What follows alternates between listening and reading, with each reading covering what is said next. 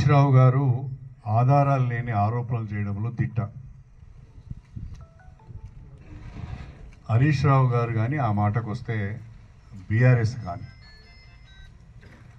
ఆధారాలు లేకుండా ఆరోపణలు చేసి ప్రజల్లో కొంత అయోమయాన్ని సృష్టించాలనేది వాళ్ళ ప్రయత్నం. గత 2 సంవత్సరాలుగా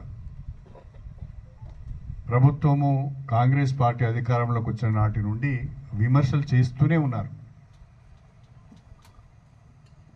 గత 10 సంవత్సరాల బీఆర్ఎస్ పాలనలో విపరీతమైన దోపిడీ జరిగింది అని స్వయంగా కల్వకుంట్ల కవిత జిల్లాల పర్యటనలో చెబుతున్నది.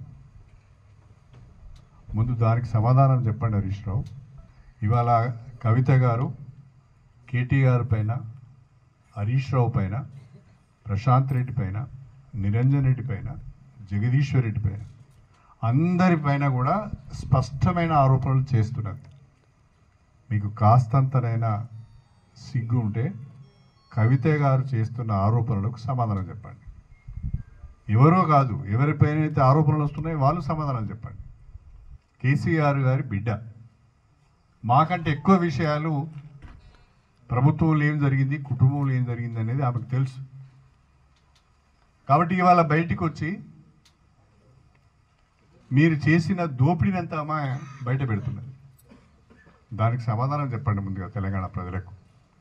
1000 ఎకరాల భూములు ఎక్కడి నుంచి వచ్చినాయి, ఫామ్ హౌజులు ఎక్కడి నుంచి వచ్చినాయి, విలాసవంతమైన జీవితాలు ఎక్కడి నుంచి వచ్చినాయి, 1000 కోట్ల రూపాయల ఆస్తులు ఎక్కడి నుంచి వచ్చినాయి, వీటన్నిటికి సమాధానం చెప్పండి. మా మీద ఆరోపణలు చేయడం ఏంటంటే మీ మీదున్న ఆరోపణల నుంచి, మీ పైన అవినీతి కేసుల నుంచి ప్రజల దృష్టిని మళ్లించడానికి మీరు కాంగ్రెస్ ప్రభుత్వం పైన విమర్శలు చేస్తున్నారే తప్ప దాంట్లో నిజం లేదు.